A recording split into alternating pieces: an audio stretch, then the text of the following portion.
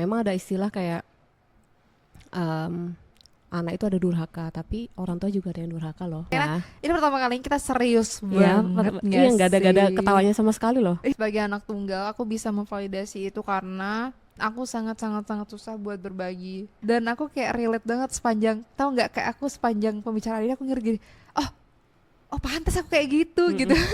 Teori ini dikembangkan oleh Apa? Ya. John Bowlby dan dilanjutkan oleh Mary Ainsworth. Yang menjelaskan bahwa anak yang mendapatkan kasih sayang konsisten dari keluarga akan membentuk secure attachment.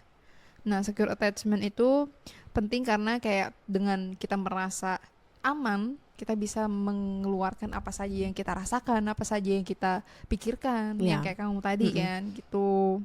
Orang tuanya itu selalu ngomong kalau dia itu kayak bonus dari kecelakaan, which is kayak nggak direncanain untuk punya anak kayak gitu. Jadi anak itu jadi ngerasa kayak aku tuh nggak diharapin kayak gitu. Ih, papa mama aku kok iuh banget gitu.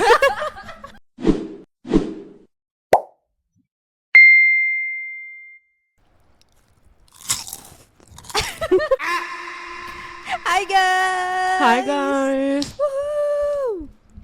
Suaranya kekencengan ya karena terlalu excited menyambut kalian datang. Iya, Asik. sekarang episode kali ini kembali lagi kembali lagi dengan kita dua kursi kosong yang tidak benar-benar kosong. Ya, sebenarnya kita perlu cerita nggak sih awal mula kita memutuskan untuk podcast itu apa? Boleh. Ya, jadi awal ceritanya itu kayak kita berdua ini selalu kayak keluar bareng gitu. Terus habis gitu selalu kayak banyak ngomong gitulah.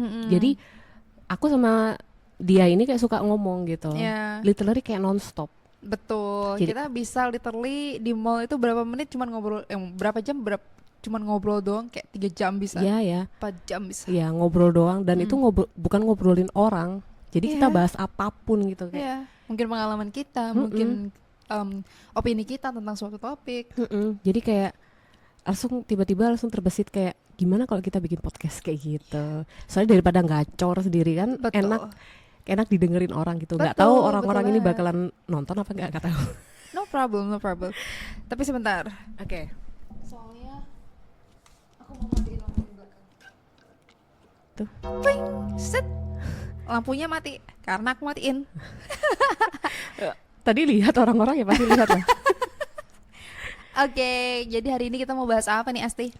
Kali ini kita mau bahas agak sedikit serius nih. Takut banget. Jadi kita agak sedikit serius, bahasnya itu tentang apa ya? Aduh, bahasanya itu tentang kayak kasih sayang yang kau dapat atau sebuah trauma yang kau dapat dari orang tuamu itu bakalan ngefek gimana cara kamu mendidik anakmu nantinya. Gitu. Di banget saya. BTW, just for your information, kita Oke. Sorry. Aku singkirin dulu gimana. Oke, gimana? Dulu dia makan terus. Just for your information, kita bukan ahli dalam edukasi di bidang ini. Iya. Cuman dia emang kebetulan sedang belajar. Jangan bahas kayak gitu. Nggak boleh. Iya, ya bisa sih, cuma lupa aku. Enggak, maksudnya belajar dengan topik yang bersinggungan dengan ini gitu. Iya. Jadi kurang lebih bisalah ada opini yang bisa sedikit valid. Enggak sih, enggak gitu juga. Enggak. Enggak, cuman kan kamu sempat baca-baca buku. Justru kita tuh kita tuh bisa mengeluarkan tema ini karena dia itu pernah baca buku yang berhubungan sama ini juga gitu nggak sih? Cuman kamu lupa bukunya apa ya kan? Ya sebenarnya nggak ada poinnya sih sebenarnya kamu kayak gitu. Ya kayak gitu sih. Ya, terus gimana? Jadi tuh hari ini aku full research. Dia juga research sih, karena kita takut ya ini lumayan serius ya topiknya. Takutnya salah ngomong gitu kan. Iya, takutnya salah ngomong. Cuma yang pasti yang aku dapat itu sebenarnya tuh kayak kasih sayang kamu dapat dari orang tua kamu itu memang faktor utama gimana kamu bersikap atau mendidik anak kamu kelak nantinya kayak gitu. Berarti pengaruhnya sangat besar. Iya, pengaruhnya sangat besar, makanya itu sebenarnya kalau misal kamu masih belum healing dengan apa yang kamu rasain di masa lalu atau trauma kamu, itu alangkah baiknya memang kamu harus clear dulu dengan itu, berdamai dulu dengan itu, karena nantinya korbannya itu bukan bukan dirimu lagi, tapi anak kamu nantinya. Betul, seperti itu. Contohnya kalau misal dulu kalau misal kamu di masa orang tua kamu selalu jahat gitu ya sama kamu, kayak misal jahat keras, kayak keras gitu, didiknya kayak keras, otomatis kamu besar dengan besar dengan hati yang selalu waspada gitu kan, karena kayak hal apapun tuh selalu waspada gitu. Alhasil nantinya kalau kamu udah punya anak, itu bakalan kayak kamu gak terlalu percaya dengan anak kamu, kayak apa-apa takut, kayak jangan kayak gini, kayak parnoan gitu loh. Kan ada tuh orang tua yang parnoan. Bisa gitu ya? Ya seperti itu. Make sense. Aku pikir mereka kayak gitu tuh karena ya udah mereka ngeliat orang tua mereka seperti itu. Tuh nggak sih kayak kita ospek. Iya. Kita sebagai kakak tingkat kan, dulu aku digituin, jadi aku harus melakukan itu gitu. Ternyata ada alasannya. Ada alasannya kayak gitu. Dan juga sebenarnya ingatan anak kecil itu riskan banget. Karena menurut aku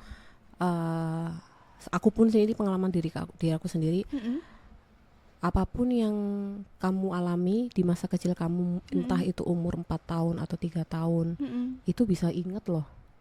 Mungkin pas bayi pun juga kamu bisa ingat. Kadang gini, Wak, kalau misal kamu merasa memiliki kayak anxiety atau seperti apa, kayak inner child, nama istilahnya itu inner child. Kemudian itu kayak kita nggak tahu apa sih yang bikin kita trigger gitu. Makanya kan kita ke psikolog, kayak hipnoterapi gitu, untuk nemuin apa sih yang bikin kamu trigger. Biasanya dari hipnoterapi itu kita tahu gitu loh, mungkin masalahnya apa kayak gitu. Ada kisahnya teman aku itu bilang dia tuh selalu merasa insecure karena ternyata pada saat dia masih kecil itu orang tuanya itu selalu bilang, iya kamu itu kayak ada kamu itu karena kecelakaan, kayak iya kecelakaan. Iya, kayak gitu. Kadang jokes ya, kadang kan orang tua jokes. Iya, kayak mungkin bercanda, cuma ternyata itu teman aku juga ngerasa kalau itu nyakitin hatinya dia, tapi ternyata itu terbawa di alam bawah sadarnya dia, jadinya itu dia kayak selalu insecure kayak gitu-gitu, dan selalu kayak ngerasa aku itu nggak layak di dunia ini kayak gitu-gitu. Jadinya kayak pas dia ke psikiater, karena hal itu ternyata orang tuanya itu selalu ngomong kalau dia itu kayak bonus dari kecelakaan, which is kayak nggak direncanain untuk punya anak kayak gitu. Jadi anak itu jadi ngerasa kayak aku tuh nggak diharapin kayak gitu. Dalam sih, karena kan mungkin kalau kita sekarang dewasa kita ngomongin itu mungkin udah ya nggak terlalu dalam ya, cuman anak kecil kan ya, semuanya kita aminkan, semua kita dalami, kita cerna. Seperti itu sih. Terus juga yang aku dapat ya yang tadi itu untuk keterkaitan attachment ya, kepekaan terhadap kebutuhan anak juga. Terus kadang itu kalau misal kita memiliki traumatis apapun yang orang tua berikan kepada kita, itu jadinya kita tuh kayak jadi cerminan untuk memberikan hal yang sama kepada anak kita nantinya. Misalnya kayak orang tua kita keras gitu ya, alhasil kita nanti takutnya didik anak itu jadi kayak gitu juga, keras. Gitu, jadi keras juga, emosional kayak gitu-gitu. Terus juga ya meniru pola anak juga, meniru pola orang tua. Ya. Jadi tuh kayak repeat cycle nggak sih? Iya, repeat cycling. Nah agak sedikit bahaya juga gitu loh, karena ibaratnya kayak putus karma gitu. Sebenarnya banyak orang kayak bilang kalau misal kamu nggak mau karmamu berlarut-larut seperti itu, kamu harus putus karma gitu. Tapi nggak segampang itu untuk melakukannya gitu. Bener sih, karena balik lagi itu sudah di alam bawah sadar kita. Misalnya dalam artian nih, contohnya kayak aku tuh orangnya lumayan apa sih istilahnya, emosionalnya cepet naik turun. Jadinya tuh mungkin gampang marah, gampang sedih dan lain sebagainya. Jadi ketika dihadapkan dengan situasi-situasi tertentu, meskipun kayak dalam otak tuh kita sudah mengerti kita tidak boleh emosional, kita tidak boleh menjadi orang yang marah, terlalu sedih gitu. Tapi ketika dihadapkan dengan situasi tertentu, kita akan kembali lagi ke alaminya kita seperti apa. Iya. Bener sih. Ya kayak gitu. Jadi memang alangkah baiknya kalau kamu mau mutusin punya anak itu harus bersihin diri kamu sendiri, jasmani dan rohani gitulah. Terus juga kalau bisa itu apapun yang biasanya aku kalau dari pikiranku tuh kayak gini, aku tuh nggak mau nantinya anak aku ngalamin apa yang aku alami, gitu. Alhasil kitanya yang jadi takut punya anak gitu. Bener sih. Tapi ada juga loh yang gini, setahu aku ya, itu ada juga orang yang dia ketika mau punya anak itu berpikir seperti itu, tapi ketika sudah punya anak dia lost control. Jadi kayak misalnya nih nggak sengaja anaknya numpahin, kita udah berusaha jangan marah, kita ingin gentle parenting gitu kan. Aduh. Tapi ternyata nggak bisa. Yang gitu. Nunu itu? Ya Nunu sayang, Nunu ya Nunu. Tahu nggak? Kayak gitu, jadi itu kayak bingung gitu loh, antara kita lebih baik nggak usah punya, atau kita berjanji pada diri kita tidak akan menjadi orang tua kita. Tapi ya itu takutnya pas udah jadi orang tua gitu. Iya, memang kayak nalurinya tuh alami banget gitu loh. Kayak ya udah, makanya nggak bisa ngomong ya ini ya kalau masalah hal kayak gitu. Iya, sebenarnya balik lagi kalau bisa memang emang merasa dirinya ada masalah dan ingin punya anak, lebih baik konsultasi ke yang pihak punya lisensi kayak misalnya psikolog atau psikiater, karena kan di balik situ ada teorinya juga kan. Terus juga mereka pasti bisa bantu untuk setauku emang kayak konsultasi seperti itu kan harus berulang-ulang gitu loh. Jadi kayak bukan dari tekad kamu sendiri, aku tidak ingin menjadi seperti itu. Itu kayaknya menurut aku agak sulit ya sebagai orang yang memang memiliki tekad itu dari dulu ya. Cuman aku lihat perubahannya agak susah banget. Iya. Gitu. Dan juga ya misal orang tua itu kayak tipikal orang yang gampang banget menunjukkan affection di hadapan anak. Itu tanpa disadari anak pun bakalan mengikutin. Benar sih, benar. Nah, aku tumbuh di keluarga yang lack affection lah. Itu jadinya tuh kayak apapun yang aku rasain, misal ya kayak pertemanan, entah itu cewek atau cowok, ngerangkul kayak gini itu aja aku risih kadang. Oh iya. Aku risih, entah itu orang aku iya juga sama. Entah itu cewek atau cowok, aku ngerasa kayak gitu. Risih itu dalam arti nggak terbiasa. Terus juga kayak nggak pernah lihat di lingkungan keluarga. Iya, di luar keluarga juga. Terus untuk mengucapkan apa yang di pikiran kita, meskipun aku orangnya tuh yang to the point langsung, kayak apapun yang di otak aku ngomong. Tapi kalau masalah tentang perasaan aku tuh susah banget ngomong. Kayak misal di suatu hubungan gitu ya, itu aku tipikal orang yang susah banget ngomong kayak aku sayang kamu kayak gitu, aku rindu kamu, itu nggak bisa aku. Jadi aku tipikal orang yang memilih diam tapi action, which is itu oke sih ya kan, nggak cuma ngomong. Cuma dari suatu hubungan itu kan juga penting untuk komunikasi, kayak ngomong, menunjukkan ekspresif. Betul, dari penting. Kata-kata gitu. Betul. Kan. Nah aku tipikal orang yang nggak bisa kayak gitu, dan aku terlihat cuek kayak gitu loh. Jadi pasangan tuh kayak ngerasa, lu itu beneran suka sih nggak sih sama aku kayak gitu. Jadinya agak sedikit sebenarnya orang tua aku juga pernah ngomong, kamu itu jangan terlalu keras-keras watak kamu gitu, kayak apa sih, kepribadianmu tuh jangan terlalu keras, jangan terlalu kaku kayak gitu, kayak batu gitu kan. Kamu tahu ucapan aku ini agak durhaka sebenarnya ya, cuma ya gimana ya, memang ada istilah kayak anak itu ada durhaka, tapi orang tua juga ada yang durhaka loh. Kayak gitu. Anyway, aku ngomong kayak gini, karakter aku itu terbentuk karena siapa? Betul gitu. Banget, betul. Jadi karakter aku terbentuk karena lingkungan aku seperti ini, kayak gitu. Jadi jangan menyalahkan, karena kalau misal aku tumbuh di keluarga yang penuh dengan cinta gitu ya, terus habis itu nggak merasa sungkan, nggak merasa gengsi untuk menunjukkan kasih sayang kayak gitu, aku bakalan tipe kalau orang yang kayak gitu juga. Jadi inilah menunjukkan perasaan kamu tidak hanya untuk pasangan tapi juga sama teman. Betul. Kadang sama teman itu kayak ada kan juga kayak miss you, love you kayak gitu. Aku zaman dulu itu aku literally aku nggak bisa ngomong kayak gitu ke teman aku sendiri.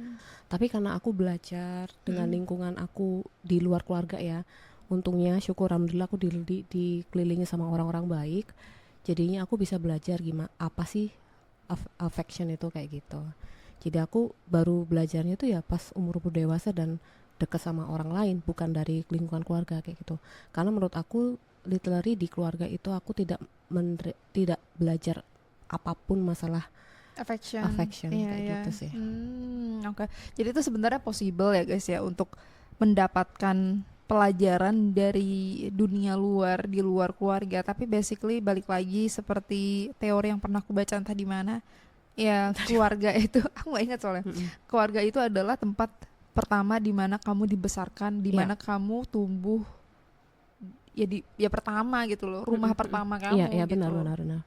Jadi sebenarnya itu menentukan banget karena kembali lagi ya, nanti bakal situasi seperti apa, misalnya situasi mendesak, situasi yang tidak kamu bayangkan, itu kamu akan kembali ke bagaimana kamu alaminya gitu loh. Iya. Terus juga ada juga misal ini sebenarnya nggak melulu dari gimana cara orang tua mendidik anak ya, tapi juga budaya itu juga termasuk. Misal kayak nemu ada temen yang vegetarian gitu, ya kan? Itu sebenarnya bisa jadi anak ini tidak memutuskan jadi vegetarian, bisa jadi karena mungkin dari budayanya, dari turun temurun dari keluarga. Misal keluarga ini tuh percaya tidak makan daging kayak gitu. Otomatis kan mau nggak mau dia harus mengajarkan ke anaknya harus vegetarian juga, karena kedua orang tuanya tidak makan daging kayak gitu. Jadi sebenarnya ada banyak faktor, kayak belum tentu juga orang tua yang salah, tapi juga bisa tergantung dari budaya. Sebenarnya banyak faktor eksternalnya. Ya, Cuman faktor yang paling mempengaruhi menurut kamu itu adalah itu. Ya, dari apa? Ya aku lupa tadi aku bahas apa ya. Yang paling mempengaruhi itu adalah dari faktor orang tuanya. Ya, dari faktor dari orang tua, gimana cara dia mendidiknya kayak gitu sih. Ya itu tadi mungkin bisa jadi kita nggak tahu ternyata. Sorry. Kenyang banget aku habis makan banyak. Anyway, bisa jadi kita juga nggak bisa menyalahkan, bisa jadi mungkin kedua orang tua kita itu kayak dulunya juga ditreat kayak gitu juga, alhasil diturunin. Yaitu tadi memang harus ada kayak memutus karma dari kitanya sendiri biar nggak berputar terus kayak gitu. Ya nggak sih? Bener. Dan lagi juga kayak jangan bersedih ya teman-teman, kayak seolah-olah kita hopeless banget, kayak aduh aku dibesarkan dengan orang tua yang kurang nih secara affectionate dan lain sebagainya. Udahlah nggak usah sama sekali punya anak gitu. Tapi emang menurut ChatGPT guys, okay. Emang sebenarnya faktor itu bisa diubah polanya, balik lagi dengan cara-cara yang kayak konsultasi lewat psikolog, psikiater, terapi yang kayak kamu bilang, terus edukasi parenting. Intinya adalah kamu menyadari problem kamu apa, kamu solving itu dengan cara apa. Ya, itu cara gitu. Untuk putus karmanya sih. Ya, bisa. Sebenarnya bisa. Jadi jangan hopeless ya. Jadi buat kawan-kawan yang lagi programming punya anak itu jangan merasa minder atau rendah hati, nggak mau apa ya, kok rendah hati ya, minder aja sih ya, insecure. Iya, insecure anjay, itu susah amat. Nggak usah merasa minder atau insecure, kayaknya aku nggak bakal jadi orang tua yang baik gitu, nggak ada. Jadi sebenarnya itu apapun itu kita bisa pelajarin gitu. Betul. Cuman intinya adalah kalian harus siap untuk menjadi parent. Iya, benar. It's a big decision. Dan yang paling penting adalah juga support dari pasangan, itu penting. Ya, penting banget. Karena ada orang yang ada kisah kayak misal orang ini tuh dia maksudnya itu nggak pernah mendapatkan kasih sayang dari orang tua, which is itu kayak nggak diharapin lah sama orang tua gitu. Alhasil dirawat sama orang lain gitu. Nah, tapi sekarang ini aku bisa lihat kalau orang tersebut itu bagus banget mendidik anaknya, dan anaknya tuh lucu banget, pintar kayak gitu. Iya. Keren. Nah, dia selalu ngomong, berusaha kayak, aku nggak mau anakku merasakan apa yang aku rasain gitu. Betul. Ya itu sebenarnya cukup kata-kata itu cukup powerful ya, untuk membangkitkan hasratmu untuk belajar menjadi orang tua yang baik, seperti itu sih. Tapi kalau boleh tahu dia caranya bisa jadi a good parent itu gimana sih? Apakah dia baca-baca buku atau ya, baca dia ikut kelas? Baca buku, ikut kelas, terus semuanya dilakuin, dan juga dia mencoba untuk berpikir positif, which is itu gak semua orang bisa melakukannya. Bener, penting sih itu, bener. Karena itu susah banget loh berpikir positif. Bener, susah banget. Apalagi kalau misalnya kita udah terbiasa negatif. Ya. It's really hard. Iya, kayak aku selalu bilang kayak gini. Saat ini pun juga seperti itu sih. Kalau misal aku jadi orang tua, aku bakal jadi orang tua yang protektif banget. Nah, aku ngomong kayak gitu ke seseorang gitu kan. Iya, seseorang gitu. Nah, orang itu bilang kayak gini, kamu nggak bisa terlalu protektif sama anak kamu. Kalau kamu terlalu protektif, anak kamu bakalan tidak mampu untuk melalui kejamnya dunia. Betul banget, aku setuju. Betul guys. Bagi anak tunggal, iya. Tunggal kayak CEO. Ya, CEO, anak CEO tak kau. Ya, jadi kita nggak bisa kayak apa-apa ngelarang kayak, jangan kayak gini, jangan kayak gitu, takut gitu kan. Nah, aku tipe kalau orang yang overthinking juga. Aku takut anakku bakal kayak gini, takut dibully kayak gini. Nah, kita gimana caranya mengedukasi anak kita untuk bisa melindungi diri sendiri kayak gitu. Karena kalau misal kita nggak apa-apa kita larang, dia nggak tahu dunia itu seperti apa kayak dia gitu. Dia nggak bisa berdiri sendiri. Iya, dia nggak bisa berdiri sendiri karena gitu. Nggak selamanya orang tua bakal di sisi anak gitu. Ya, memang benar. Jadi mau nggak mau kita harus membiarkan anak kita untuk belajar juga. Betul. Tapi tetap dipantau, dipantau kayak gitu. Benar. Basically adalah kamu sebagai orang tua tuh, kamu bisa membiarkan mereka bebas, dan ketika mereka kesakitan atau mereka merasa kesulitan, mereka merasa nyaman untuk kembali lagi ke kita. Ya, gitu. Nah itu kita harus mengajarkan secara dini, sejak dini lah, secara dini gimana sih? Sejak dini untuk belajar terbuka dengan orang tua. Benar. Jadi sejak kecil tuh udah diajarin kayak, hari ini gimana, lagi ngapain aja di childcare kayak gitu. Ya kayak ngajak ngomong aja, curhat itu gitu. Sebenarnya ada teorinya. Oh iya. Jadi tuh teorinya tuh dikembangkan oleh, ini mungkin salah satu teori, aku kurang tahu kalau ada teori yang lain ya. Cuman yang aku dapat itu teori ini dikembangkan oleh John Bowlby dan dilanjutkan oleh Mary Ainsworth. Yang menjelaskan bahwa anak yang mendapatkan kasih sayang konsisten dari keluarga akan membentuk secure attachment. Nah, secure attachment itu penting karena kayak dengan kita merasa aman, kita bisa mengeluarkan apa saja yang kita rasakan, apa saja yang kita pikirkan, yang kayak kamu tadi kan gitu. Dan mampu jadinya lebih mengatur emosi, karena ketika kita lebih terbuka dengan emosi kita merasakan apa sekarang, jadi kita bisa. Karena aku ngerasa banget gitu loh, jadi kayak dulu tuh kan aku waktu kecil tuh kan karena kedua orang tua aku sibuk kerja, jadi kan tidak ada yang mendengarkan. Karena kan biasanya anak kecil ya meskipun ada teman kan beda. Nah, terus tuh jadinya tuh aku menahan semua itu sendiri gitu loh. Jadi aku punya cerita yang kayak tadi kan, misalnya tadi di SD apa di TK gitu kan, gimana ceritanya udah aku pendam sendiri aja gitu. Atau mungkin kadang aku mungkin cerita sama temen nih, tapi kan jarang ya sama temen gitu. Dan aku dulu emang nggak suka buat nulis diary, jadi literally bener-bener ditelan sendiri semuanya. Dan sekarang akhirnya aku kesusahan buat regulasi emosi aku. Jadi kayak misalnya aku merasa sedih, aku nggak tahu aku sedih, tapi aku merasa ada yang aneh gitu. Ini kayak kenapa ya gitu? Atau mungkin tiba-tiba lagi bahagia, terus tiba-tiba kayak kok jadi sedih? Kayak moodnya tuh bener-bener naik turun banget. Dan aku pikir itu karena mungkin aku cewek.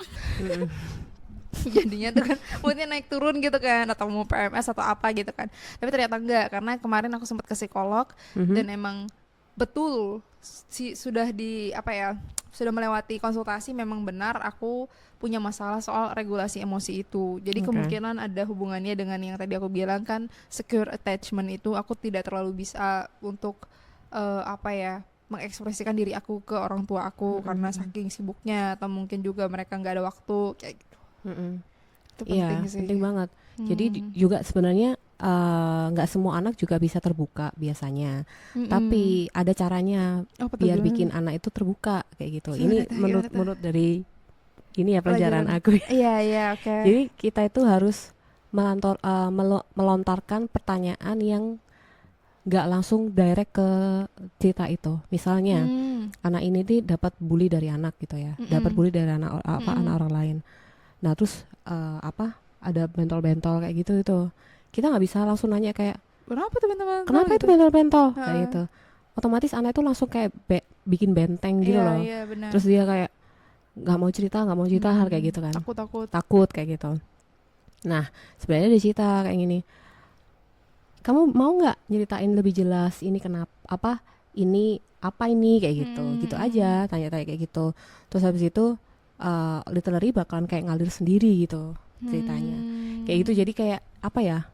Mungkin intonasi open questioning itu apa namanya? Open question. Iya, open question, bukan kayak yes or no jawabannya. Iya, open question gitu. Jadi kita tanpa disadari memancing dia tuh tiba-tiba cerita kayak gitu. Tapi for the context itu harus dilakukan sebenarnya sedini mungkin. Karena jujur aja nih kalau orang tua aku sekarang tiba-tiba begitu ke aku juga takut. Jadi kayak kenapa anjir? Karena tiba-tiba. Jadi kayak mungkin harus dilakukan pendekatan pelan-pelan kali ya.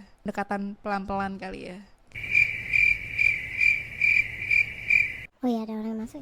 Oh ya, Karyo. Mana suaranya Karyo? Apalagi nih, ntar aku lihat tadi research aku. Terus apa ini? Mekanisme intergenerational transmission. Oh my god. Oh, konsep ini menjelaskan bagaimana pola asuh diturunkan antar generasi. Basically yang kamu bilang memutus karma itu. Karena orang tua itu cenderung mengulang pola yang mereka alami, mau positif ataupun negatif. Ini disebut intergenerational transmission of parenting. Nah, contohnya gitu. Ada contohnya dia bilang anak yang dibesarkan dengan empati itu lebih mungkin menjadi orang tua yang hangat. Iya. Itu bukan yang sesuai dengan keinginan. Karena dulu aku tidak mendapatkan kehangatan, aku akan memberikan kehangatan ke orang tuaku. Baby blues. Kan nggak tahu ya anjay. Ya bisa jadi. Gitu. Kayak gitu. Ya sebenarnya gimana ya? Sebenarnya banyak banget nih research kalau misalnya kalian mau tahu nanti aku tunjukin di sini anjay. Terus ada linknya gitu ya? Iya. Soalnya emang banyak banget studi yang mengangkat topik ini. Karena mungkin emang banyak banget kan sekarang anak kecil kayak kenapa perilakunya seperti ini, kenapa begitu, mungkin bisa dilihat dari pola asuh orang tuanya dulu seperti apa. Itu. Nah ini juga termasuk yang tadi kamu bilang. Apa tuh? Untuk cara memutus polanya itu. Iya gimana? Jadi cara memutus polanya itu dari self awareness. Jadi kayak sadar trigger kita itu apa, ya kan? Itu langkah paling pertama. Nah pasti. itu langkah yang paling pertama. Jadi apa yang bikin kita trigger itu kita harus menanggulangi dengan cara Jadi kita harus mikirin gimana caranya untuk mengatasi trigger itu biar nggak terulang lagi seperti itu. Terus belajar regulasi emosi. Jadi kalau misal pada saat itu lu lagi emosi banget sama anak lu, kamu lebih baik kayak diem dulu. Memang sebenarnya alangkah ada baiknya juga kita nggak melulu harus gentle parenting karena itu juga nggak bagus kan. Betul. VOC parenting juga penting. Tergantung sekali lagi. Karena kan mungkin kita bisa ya suatu hari nanti mengundang Nikita Willy kesini kan. Aku suka banget parentingnya dia soalnya. Kenapa? Gimana? Kamen lah. Hah? Mungkin tadi. Kamu setuju berarti. Oke, kita tunggu Nikita Willy. Apa sih, Cuk? Aku bilang mungkin suatu hari nanti Nikita Willy bisa kesini buat mana ke guest Australia. Buat jadi guest di podcast ini karena kan aku suka banget parentingnya dia gitu kan. Karena dia kayaknya masuk ke gentle parenting gitu. Karena so far menurut aku ada sih yang VOC parenting works. tapi tidak menurut aku ya, ini menurut aku pribadi tidak ada embel-embel riset atau apapun, aku lihatnya kayak lebih nyaman melihat gentle parenting. Okay. Gitu. Ya sebenarnya itu udah seimbang lah, harus seimbang. Ya maksudnya kayak kamu harus tetap bisa dilihat sebagai orang tua, jangan kayak gentle malah jadi friend to friend gitu. Kamu tetaplah orang tua di mata mereka gitu loh. Masih harus ada respect boundaries itu. Iya benar. Susah sih ya guys, aku sih nggak tahu ya caranya gimana. Oh ya, set boundaries itu juga penting karena nggak semuanya kita harus tahu apa yang dilakukan sama anak.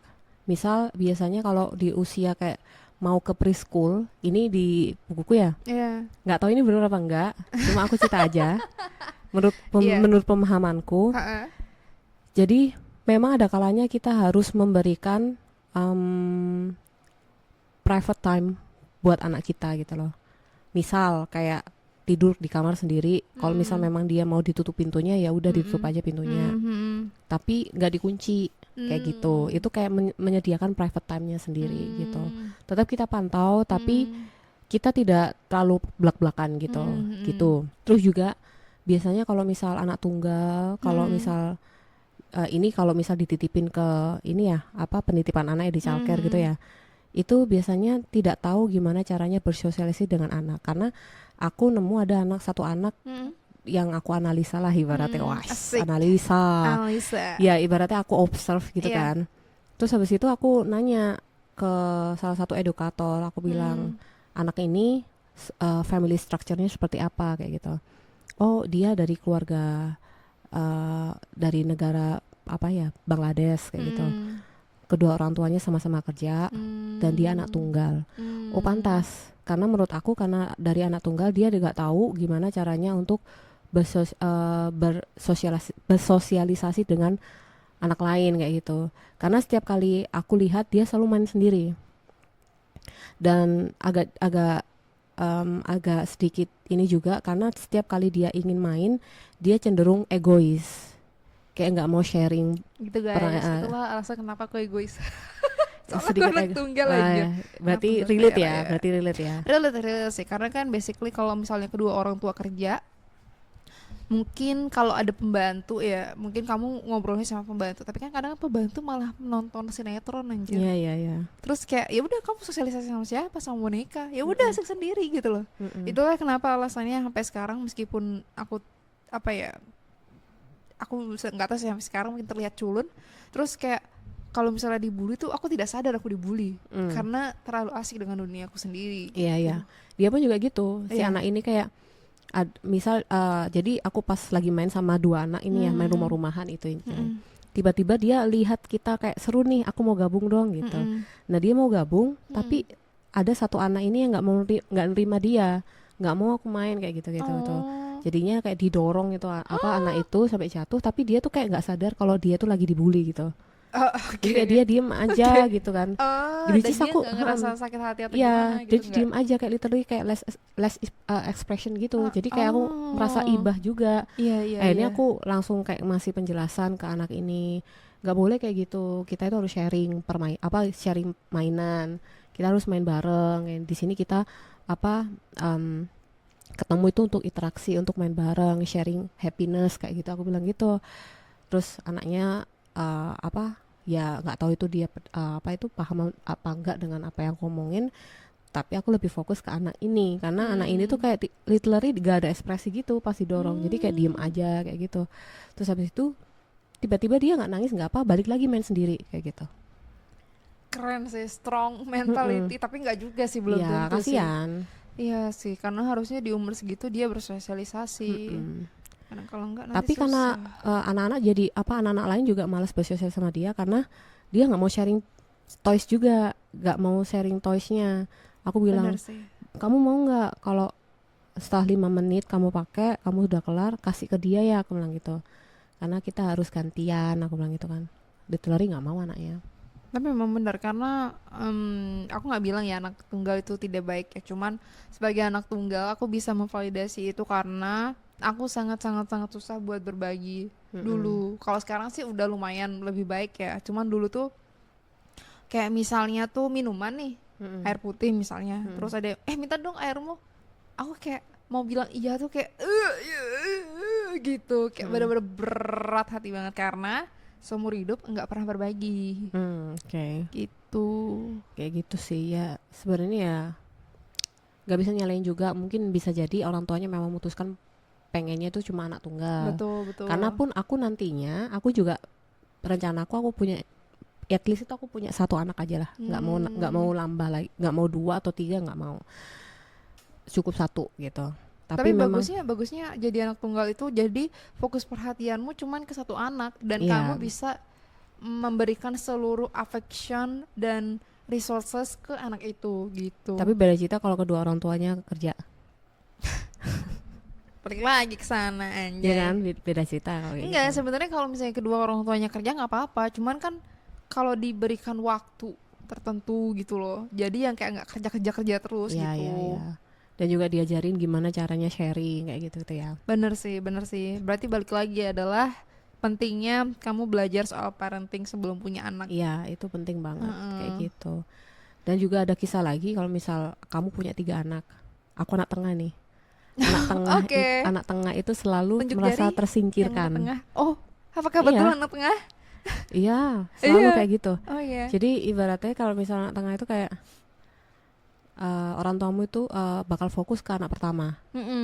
Tapi nantinya itu kalau misal apa-apa, dia mereka paling ingat sama anak terakhir. Anak tengah nanti ya kayak gitu. Oh, kasihan. Biasa aja. Kasihan. Biasa aja, Cuk. Aku nggak suka terlupakan anjir. Ya, itu. Kayak aku setidaknya dengan teman aku terlupakan nggak apa-apa, cuman setidaknya masih ada orang tua aku yang ingat. Tapi kalau misalnya terlupakan di seluruh dunia, oh my god. Ya, kayak gitu rasanya. Dan biasanya aku kalau nonton film Korea dan itu banyak banget drama Korea yang menyinggung masalah anak tengah. Benar banget. Dan itu aku relate banget, aku kayak nangis langsung pas lihat itu. Karena ya itu yang aku rasain. Jadi apa-apa itu kayak misal waktu itu tuh kayak aku pengen kayak tambahan les kayak gitu. Tapi nggak bisa karena orang tua aku lebih fokus ke kakakku kayak gitu. Terus habis itu kalau misal apa-apa ingatnya ke adikku kayak gitu. Gitu. Jadi balik lagi parenting guys. Sebenarnya kenapa ya alasannya mereka melupakan anak tengah ya? Aku penasaran. Nggak tahu, itu kayak naturally gitu loh. Karena aneh. Hukum kayak naturally mereka itu bakalan fokus ke anak pertama atau yang terakhir. Mungkin bisa nih dijadiin topik buat berikutnya anak tengah. Soalnya banyak banget. Iya. Tapi emang gitu. Bener sih, rata-rata temanku yang anak tengah itu dia merasa tersingkirkan. Bukan tersingkirkan, merasa tidak dianggap. Iya, kayak tersingkirkan tidak dianggap. Gitu. Kayak gitu. Emang sih ada juga anak terakhir juga yang ngerasa kayak tidak dianggap gitu. Cuman basically mostly so Inggris banget. Kebanyakan mostly emang anak tengah. Kebanyakan anak tengah kayak gitu.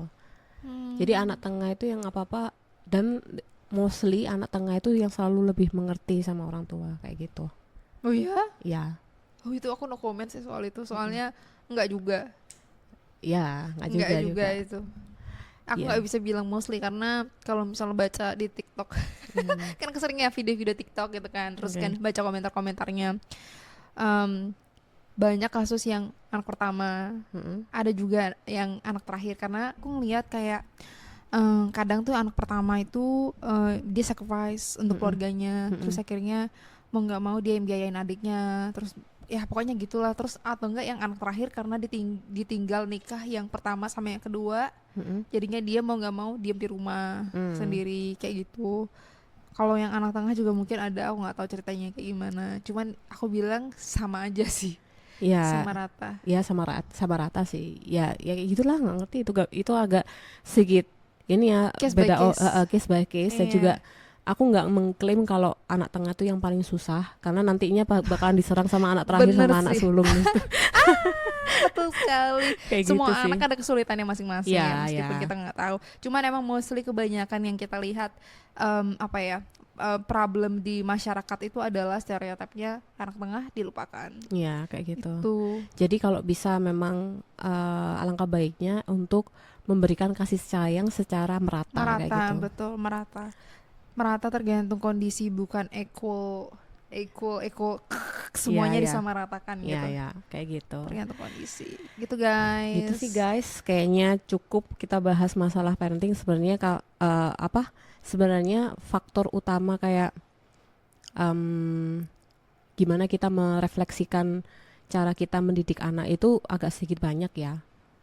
Banyak banget faktor-faktornya, ya, cuma utamanya salah satunya yang dari big major. Ya, itu dari apa yang kita dapatkan sebelumnya dari orang tua.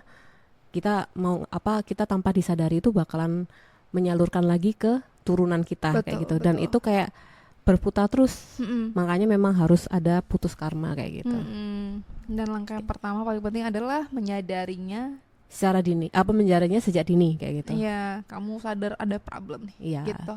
Self awareness itu penting. Betul. Gitu aja, semoga bermanfaat ya guys. Episode hari ini harusnya bermanfaat banget sih, karena kayaknya ini pertama kali kita serius banget. Iya, nggak ada ketawanya sama sekali loh. Iya loh, dari serius tadi banget, loh. Anjay. Dan aku kayak relate banget tahu nggak, kayak aku sepanjang pembicaraan ini aku ngerti gini, oh pantas aku kayak gitu gitu. Sekarang menemukan jawabannya gitu. Iya. Kayak gitu sih. Mungkin kalian bisa nih cerita-cerita di komen. Iya. Mungkin ada emas kecil, mungkin yang anak tengah. Iya, bisa. Tapi bisa juga mungkin kalau mau anak sulung sama anak tunggal aku nanti komen.